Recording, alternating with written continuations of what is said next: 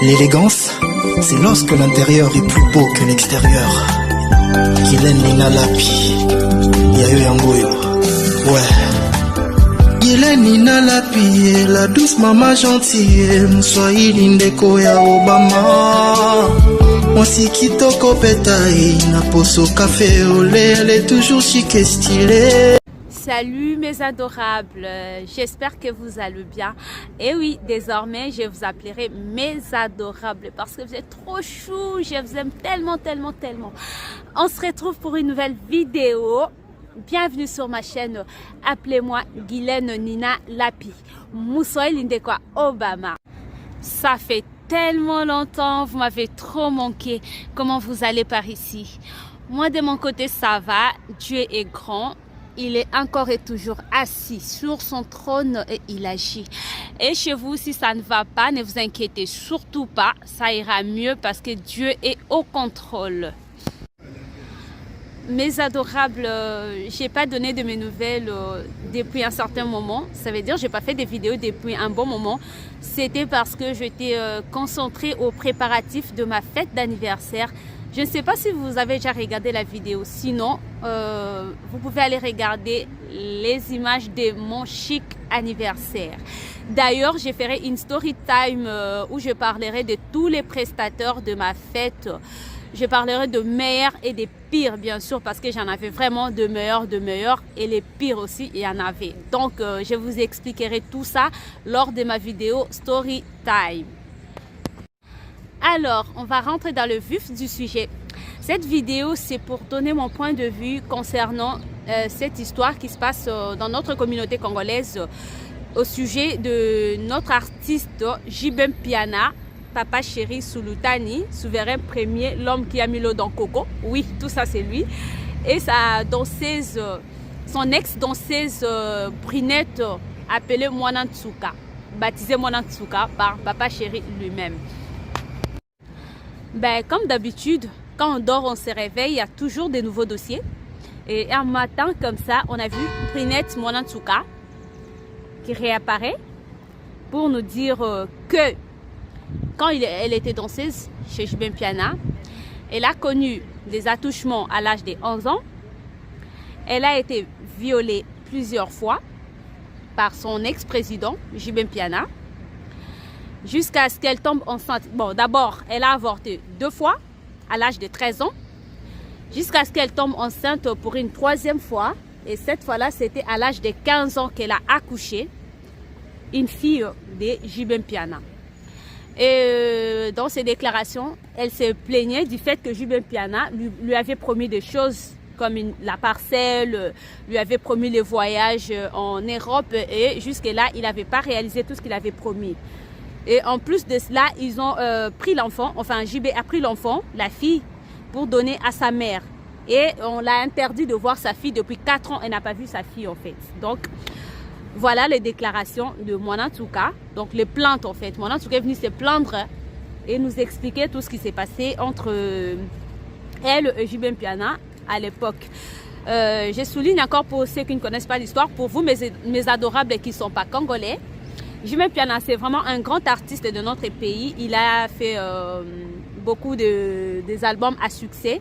Il a régné à peu près à la même période que Koffi Olomide. Donc, ils sont presque de la même génération. Je dis presque, de la même génération. Donc, voilà pour vous, mes adorables qui ne sont pas congolais.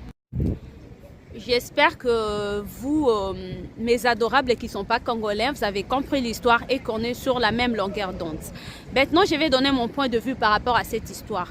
Déjà, pour commencer, vous là qui dites que Jibem Piana est en tort le fait d'avoir recruté une petite fille pour danser, je vous dirais, vous avez tort en fait. Parce que cette petite avait un talent. Et un talent, on l'exploite dès le bas âge. Dès lors qu'on remarque qu'on a un talent, il faut déjà commencer à l'exploiter. Ce n'est pas comme un travail ordinaire qu'il faut attendre 18 ans pour commencer à travailler. Non. Les talents, ça s'exploite dès le bas âge, dès lors qu'on remarque. C'est comme la musique, en fait, le chant. On a vu des petites filles chanter comme, qui c'est, celle qu'on appelait Bébé Souza. Bébé Souza a commencé à chanter à quel âge? C'était une petite fille. Dès lors qu'elle a remarqué son talent, elle a commencé à chanter. Pareil aussi, on a vu des enfants tourner des films et tout. Voilà, donc et le chant, et les films, et la danse, c'est pareil, c'est un talent. On ne peut pas attendre à ce qu'on puisse avoir 18 ans pour commencer à exploiter. On peut l'exploiter à n'importe quel âge. Donc vous qui condamnez JB, le fait d'avoir recruté une petite fille dans son orchestre, vous n'avez pas raison. Et pour ceux encore qui disent que les parents de Moana Ntouka, c'est des parents irresponsables, le fait d'avoir laissé leur petite fille comme ça aller danser. Mais non, comme je l'ai dit tout à l'heure, les parents ont remarqué que leur petite fille a un talent, donc ils ont droit de laisser le talent de leur fille s'exprimer. Ils n'ont pas eu tort. Et elle-même aussi, qui a voulu danser à cet âge-là, ben oui, elle a raison. Donc pourquoi attendre? Toi, tu sais bien danser, tu sais faire quelque chose. Pourquoi attendre 18 ans pour que tu commences à faire? Non, c'est pas comme ça. C'est pas comme un travail ordinaire qu'on doit attendre à avoir 18 ans pour commencer à travailler. Non, c'est du talent et le talent s'exploite dès lors qu'on les remarque. Si on les remarque à n'importe quel âge, c'est à cet âge-là qu'on va commencer à l'exploiter. Donc, que ce soit JB, que ce soit le parent de Brunette, Moana Ntouka, que ce soit Moana Ntouka elle-même, à propos de ça, personne n'a eu tort. Mon point de vue, je commencerai par l'accuser. Non, JB Mpiana, t'es très mauvais. T'es vraiment méchant. Comment une petite fille de 11 ans qui vient exploiter son talent chez toi, dans ton orchestre, et tu commences à abuser d'elle? Non, mais sérieux. Tu n'as même pas pensé à ses parents, tout comme toi, parce que tes parents, tu as des filles aussi. Tu n'as même pas pensé au futur de cette petite fille-là que tu es en train de détruire. Et puis, pour vous, mes adorables, qui n'ont pas vu la vidéo de la petite fille sur le podium quand elle était venue en 2005.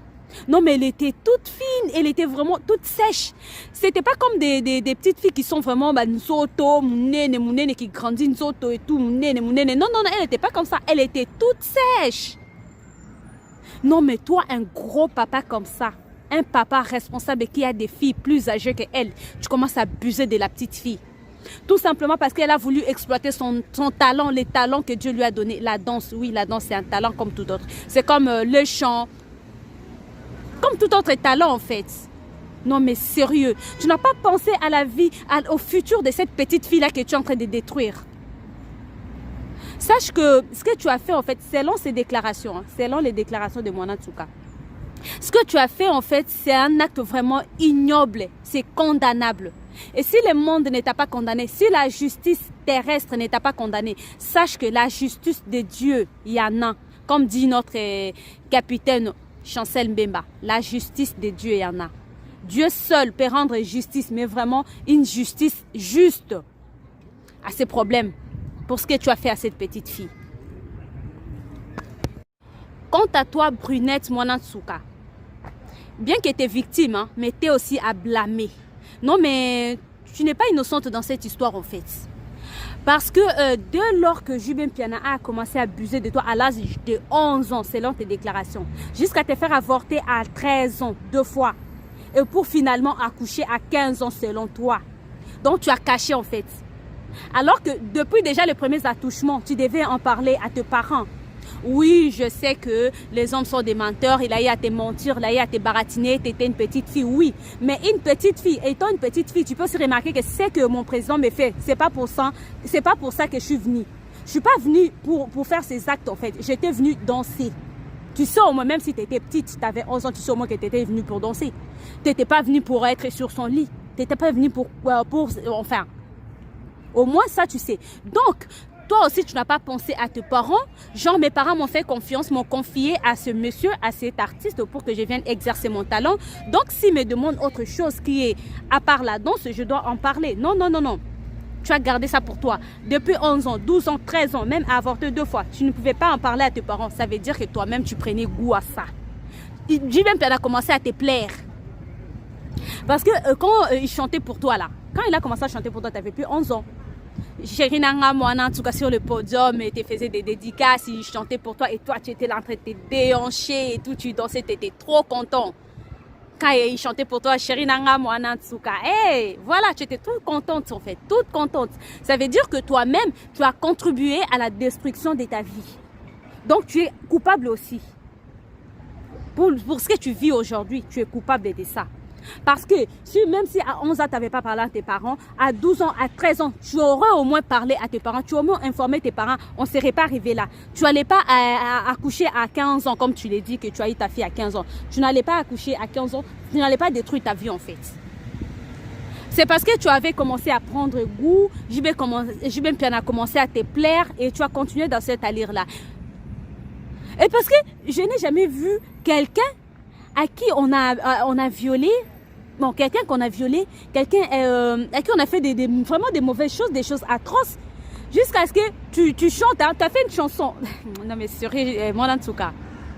Non mais sérieux, JB Mpiana te plaisait. Parce que tu dis que ta fille a 9 ans.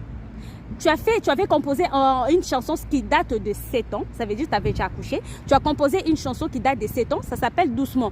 Allez sur la chaîne YouTube Igor Lopez. Vous tapez Doucement Brinette Moana Ntsuka. Vous verrez la chanson. Dès le premier morceau de la chanson, il y a la dédicace de JB. Papa chéri JB Mpiana et Sulutani, ceux qui la légende de la musique congolaise. Un truc comme ça en fait. J'ai même oublié la parole. Dès la première mélodie, il y a le nom de JB Mpiana. Elle dédicace JB Mpiana dans sa chanson. Cette chanson date de 7 ans.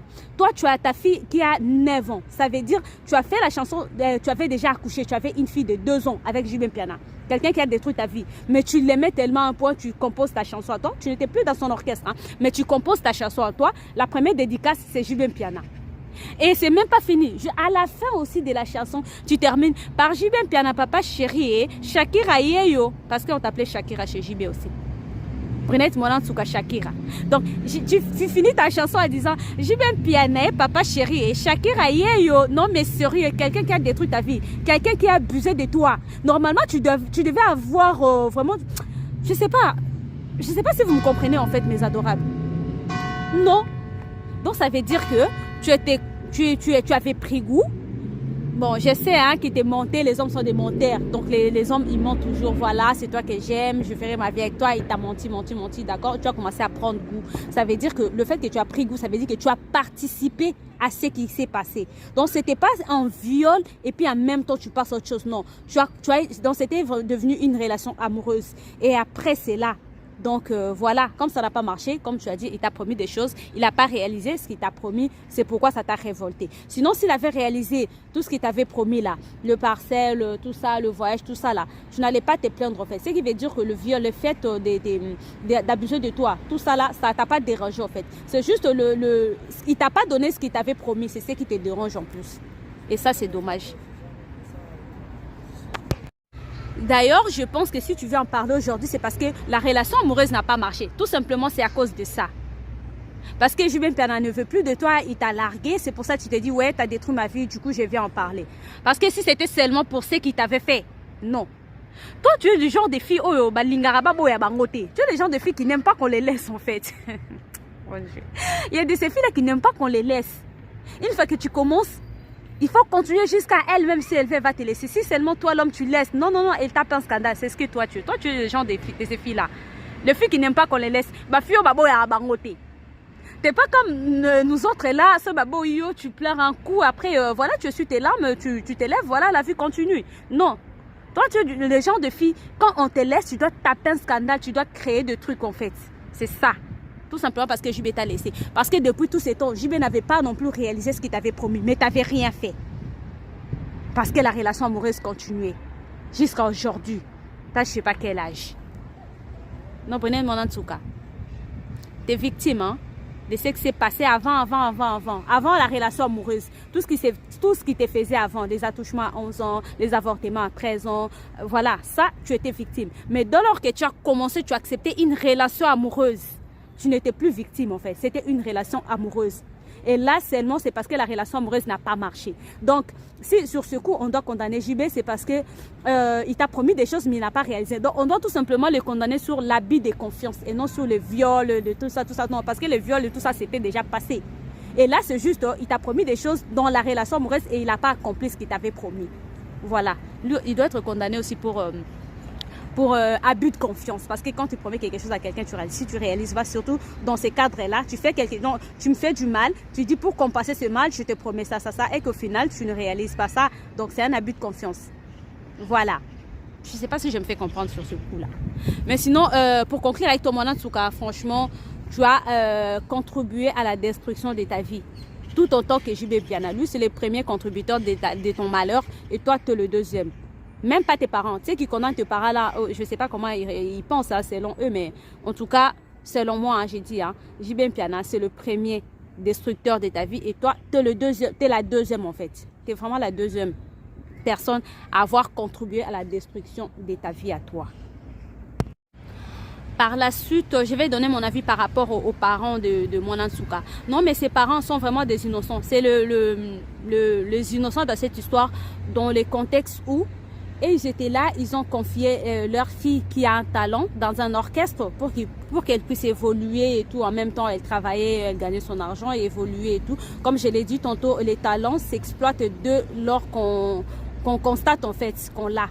Donc, ça ne doit pas attendre, je ne sais pas à quel âge pour commencer. Donc, c'est ça. Tes parents t'ont autorisé à exploiter ton talent, à travailler parce que c'était logique en fait. Il n'y a rien d'illégal dedans, il n'y a rien de mal. Mais ce que je trouve dommage en fait, tes parents n'ont pas veillé sur toi.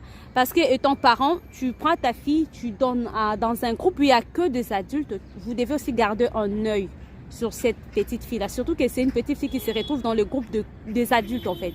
Donc vous devez garder un œil parce que quand une personne est enceinte, il y a des signes en fait et les parents devaient être attentifs aux petits signes, vraiment garder un œil sur la petite, voir des petits signes, voir tout ça là. S'ils avaient remarqué dès le premier moment où les attouchements commençaient, dès le premier moment où quand elle est tombée sa première grossesse, on n'aurait pas arrivé là en fait. Mais ils n'ont rien fait, ils n'ont rien vu. Jusqu'à ce que la fille tombe enceinte pour la 3e fois et décidément, elle devait accoucher. Donc à ce moment-là, ils ont remarqué qu'elle était enceinte.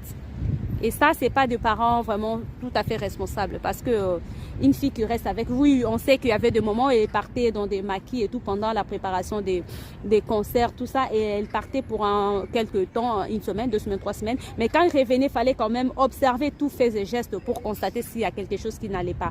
Et si vous constatez qu'il y a quelque chose qui n'allait pas, vous vous asseyez, vous faites asseoir votre fille, vous lui demandez, peut-être elle se serait ouverte à vous. Et elle vous aurait expliqué tout ça et on n'allait pas en arriver là. Donc, les parents, vous n'avez pas 100% tort, mais seulement là où je peux dire que vous avez mal agi, c'est dans les cadres de ne pas garder l'œil sur votre petite fille. Et vous là, vous qui vous acharnez sur JB, vous qui mettez toute la colère, JB, il avait abusé de cette petite fille. Non, mais il doit faire la prison. Il n'avait pas été puni. Il est resté libre pendant que Mwana Nsuka, sa vie est détruite. Il est sorcier, il est ceci, il est cela. Et non, mais réfléchissons ensemble. Vous pensez que quand les parents de Mwana Nsuka ont appris que leur fille est enceinte, parce que finalement elle a accouché à l'âge de 15 ans, quand ils ont appris que leur fille est enceinte, ils ont gardé silence. Ils n'ont rien fait, ils n'ont rien demandé. Vous pensez vraiment à ça? Non mais réfléchissons. Moi je suis sûre que quand les parents de Mwana Nsuka ont remarqué que leur fille est enceinte, ils se sont levés, ils ont menacé JB. Et JB, quant à lui, vu que c'était une personnalité publique, surtout à l'époque, il était en plein succès, il n'a pas voulu que cette affaire soit scandale, cette affaire soit publique, que ça crée un scandale. Donc, il a dû faire un arrangement à l'amiable avec le parent. Vous qui appelez ça corruption, que ses parents ont été corrompus, c'est pour qu'ils ont gardé silence. Moi, j'appelle ça l'arrangement à l'amiable, ce qui est tout à fait logique. Donc, JB, pour éviter le scandale, il a accepté un arrangement à l'amiable. Donc, il a dû payer tout ce qu'il pouvait payer. Peu importe la hauteur, je ne sais pas, ils ont été payés à la hauteur de quoi, je ne sais pas. Mais en tout cas, il a dû payer les amendes. Pour qu'il reconnaisse l'enfant, il a dû payer les amendes. Il a dû payer pour le viol, pour l'attouchement, tout ce qu'il a dû faire en fait à leur petite fille. Et c'est pourquoi ils ont gardé silence.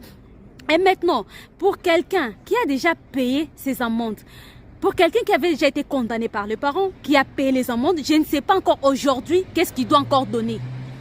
Parce que ce qu'ils avaient fait là, ça s'appelle l'arrangement à l'amiable, ce qui est tout à fait logique. Donc quand tu acceptes quelque chose, quand tu acceptes de ne pas ramener l'affaire en justice, de régler à l'amiable, ben, ça veut dire que c'est bon, l'affaire est réglée. C'est pas, prenons les cas, parce que vous donnez beaucoup plus l'exemple de R. Kelly qui est en prison pour viol sur mineurs. D'accord. R. Kelly aujourd'hui est en prison pour viol des mineurs. Ça veut dire il purge sa peine. Il va, après avoir fait la prison, il va payer les amendes. Enfin, je sais pas si on lui a, enfin, il a été condamné pour, je sais pas, 20 ans de prison et il y avait une somme à payer comme amende. Donc, les jours qu'il va finir à purger sa peine et payer les amendes, il va être libre. Ce ne serait pas un autre jour, la victime s'élève pour venir réclamer, tu m'avais violé, fais-moi ci, fais-moi ça, paye-moi ci, mes mains à la poteau, donne-moi ça. Non, non, non, non, non. Ça veut dire un accusé, dès lors qu'il est condamné et qu'il paye sa peine, c'est fini. C'est une seule fois. C'est ce que JB a dû faire. Seulement, l'affaire n'est pas allée en justice. JB n'a pas été condamné pour faire la prison parce que l'affaire n'est pas allée en justice. Donc, les parents et JB, ils ont fait un accord à l'amiable. Ils ont accepté de finir les choses à l'amiable. Maintenant, c'est quoi les problèmes aujourd'hui? Pourquoi JB doit payer aujourd'hui? Ça ne se passe pas comme ça en fait.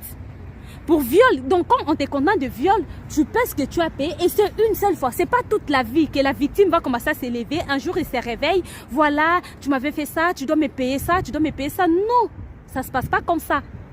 Parce que moi, je suis sûre, dites-moi en commentaire ce que vous en pensez par rapport à ça surtout. Moi, je suis sûre que les parents de Prinette Mwanantsuka n'ont pas fermé les yeux, fermé la bouche, gardé silence quand ils ont su que leur fille est enceinte, surtout à l'âge de 15 ans, comme dit Mwanantsuka elle-même. Je pense que ses parents n'ont pas gardé silence, n'ont pas fermé les yeux. C'est juste que ils n'ont pas voulu, JB n'a pas voulu que cette affaire soit publique, donc ils ont dû arranger ça à l'amiable. Et pourquoi aujourd'hui vous crucifiez JB Mpiana? Il doit encore payer quoi? Peu importe les montants qu'ils avaient, peu importe ce qu'il a payé pour comme amende et tout. Ça, peut-être que le montant n'était pas conséquent par rapport à l'acte commis. Les montants, les amendes n'étaient pas suffisantes par rapport à l'acte commis. Mais ça, c'est pas le problème de JB Mpiana. Il y a un proverbe ivoirien qui dit: la manière tu te vends, c'est de la même manière qu'on t'achète. Ça veut dire si tu te vends moins cher, on va t'acheter moins cher. Si tu te vends cher, on t'achète cher. Si les parents des Prinette Mwanantsuka ont accepté moins cher, ça veut dire ils ont accepté. Donc qu'est-ce que JB Mpiana doit encore faire aujourd'hui? Non. Parce que pour moi, je suis sûre et certain, aucun parent ne doit voir son enfant être abusé par un adulte, surtout un adulte à qui on a confié l'enfant. Parce que c'était pas n'importe qui, c'est quelqu'un à qui on a donné notre confiance, on a confié l'enfant et aujourd'hui on apprend que tu abuses de notre enfant, tu as engrossé notre enfant, surtout qu'elle est mineure et nous on va fermer nos bouches, on ferme les yeux, on garde silence. Non mais sérieux. Je vais vous raconter ma petite histoire à moi pour vous convaincre que les parents de Prinette n'ont pas croisé les bras, n'ont pas fermé les yeux à ce qui est arrivé à leur fille à cette époque. Ils ont dû faire quelque chose et ils ont été payés pour ça. Je vais vous raconter mon histoire à moi en fait. J'avais 14 ans à l'époque. Un jour, j'étais partie dans un salon de coiffure. J'avais demandé de l'argent à ma mère. Maman, je vais me faire défriser les cheveux. Elle avait accepté. Elle m'a passé de l'argent. Je suis allée dans un salon de coiffure du quartier. J'arrive là-bas, je trouve le coiffeur, enfin un jeune. Voilà, je demande, je lui dis, je veux ça, le défrisage. Je dis, ok, je demande les prix. Il me dit les prix, je paye. Je m'assois. Il commence à me défriser le cheveu. Et pendant qu'il me défrisait, j'avais très mal. Il dit, non, c'est bon, reste quelques minutes et tout, ça va aller, t'inquiète. Quand il a fini de me défriser, tranquille et tout, j'ai payé mon argent, je suis partie, mais j'avais toujours mal au crâne, j'avais trop mal. J'arrive à la maison, j'appelle une voisine, une fille qui était une voisine, je dis, ah, viens me rincer le cheveu, je viens de me défriser, mais je crois que j'ai toujours mal. Donc, je pense que le produit continue à agir, peut-être le coiffeur ne m'a pas bien lavé la tête, donc le produit continue d'agir. La fille, elle m'a lavé la tête et tout. Elle m'a bien rincé le cheveu. Je me suis dit, ça allait être bon normalement. Mais j'ai continué à avoir mal. Jusqu'à le lendemain matin, j'avais toujours mal. Je regarde, j'ai dit à maman, mais maman, j'ai très mal et tout. On m'a défrisé, mais je continue à avoir mal jusqu'à aujourd'hui. Après, ma mère qui regarde ma tête, elle voit des plaies. Donc, le coiffeur n'a pas bien dosé la soude caustique et les autres produits. Du coup, ça a dû me brûler les crânes. Quand ma mère, elle a vu les plaies sur ma tête, je vous jure, mes adorables, ma mère m'a dit, viens me montrer les salons, on t'a défrisé, on va y aller. On est parti avec maman, arrivée au salon, mais elle était furieuse. Elle était dans tous ses états, elle a pété un plomb. Il demande, hey, où est le coiffeur? C'est qui le coiffeur qui l'a coiffé? Du coup, je regarde, il n'était pas là. Après, j'ai dit, les coiffeurs que j'avais trouvés là, ils me demandent, ils me posent des questions. C'était à quelle heure je suis venue hier? C'était qui? Il était comment? J'ai expliqué et tout. Finalement, les gars qui m'avaient coiffé, c'était pas un coiffeur. C'était juste un gars qui est ami au coiffeur. et qui vienne rester là, passer son temps et tout son temps libre. Donc, ces jours-là, à cette heure-là, le coiffeur s'était déplacé et lui, il était resté là juste comme ça pour garder le salon ouvert. Et moi, quand je suis venue, il m'a défrisé. Il ne savait pas en fait, donc il ne connaissait pas le travail. Il m'a défrisé et il a empoché l'argent. Il n'a même pas dit au propriétaire du salon qu'il a dû défriser une cliente. Non. Donc, après, quand ça s'est passé comme ça, du coup, vu que c'était pas un coiffeur, il savait pas bien doser les produits. Et quand j'ai expliqué, voilà, il était comme ci, comme ci, comme ça, du coup, les propriétaires du salon ont vite compris que c'était leur ami. Ma mère pète un plomb. Déjà, ma mère dit, déjà, rendez-moi l'argent. Rendez-moi l'argent qu'elle vous a payé. Je dois acheter les produits pour guérir ce plaie. Et je vous préviens, je vous donne 3 jours. Si les produits que je vais acheter, j'applique sur la tête de ma fille et que ces plaies ne guérissent pas, je vais venir ici. Vous allez me sentir. Déjà, on va aller à la police. Cette histoire va finir à la police et je vais l'emmener à l'hôpital. Vous allez assumer tout le frais que l'hôpital va demander pour traiter ces plaies-là. Donc, ma mère, elle a pété un plomb. Moi-même, c'était la première fois de voir ma mère furieuse comme ça. Si je vous raconte cette histoire, c'est juste pour vous dire que pour une histoire des cheveux mal défrisés, qui a créé des plaies sur la tête, comment ma mère, elle a été furieuse. Maintenant, imaginez qu'elle apprenne qu'on a engrossé sa fille dès 15 ans. Comment elle va réagir? C'est pourquoi, donc, j'imagine la réaction des parents de mon en tout cas. D'ailleurs, c'est tout parent qui apprend qu'on a abusé de sa petite fille. Elle ne doit pas croiser les bras. Peu importe que tu sois qui, elle doit parler. Sauf seulement toi, l'accusé, si tu décides de faire une négociation à l'amiable, oui. Comme moi. Ma mère a fait une négociation à l'amiable avec le coiffeur. On en a fini là. Ils ont déjà rendu l'argent que j'avais payé pour le défrisage. Et puis ma mère a promis, si ces plaies ne finissent pas dans 3 jours, s'il n'y a pas de changement, je reviendrai si on va aller trop loin. Et oui, maman, désolée, et tout, ils ont demandé pardon. Et finalement, les plaies n'étaient pas... Déjà, le premier jour qu'on a appliqué le produit, ça s'est cicatrisé. 2e, 3e jour, bon, ça restait que de petits plaies, mais c'était pas grave, ça s'est passé. Pour une simple histoire de défrisage de cheveux, une petite plaie sur la tête pour le défrisage de cheveux, comment ma mère elle a agi. Maintenant, vous qui pensez que les parents de Mwana Ntsuka n'ont rien dit, n'ont rien fait, n'ont réagi. Non mais sérieux, vous vous trompez. Moi je pense d'ailleurs c'était le contraire quand ils ont appris que JB Piana grossé leur fille. Ils se sont dit ça c'est un gros lot qu'on a gagné, on a gagné un jackpot. Parce que ça va être soit les scandales, soit qu'ils nous paient des amendes. Et je suis sûre. Si cette affaire n'était pas connue du public, ça veut dire que JB a choisi de payer les amendes. Ils ont préféré faire un arrangement à l'amiable. C'est que vous appelez corruption. Les parents ont été corrompus. Les parents n'ont rien réagi depuis ce temps-là parce qu'ils ont été corrompus. Non, ils n'ont pas été corrompus. Ils ont accepté un arrangement à l'amiable, ce qui est normal, ce qui est logique. En tout cas, tu fais du chantage à JB.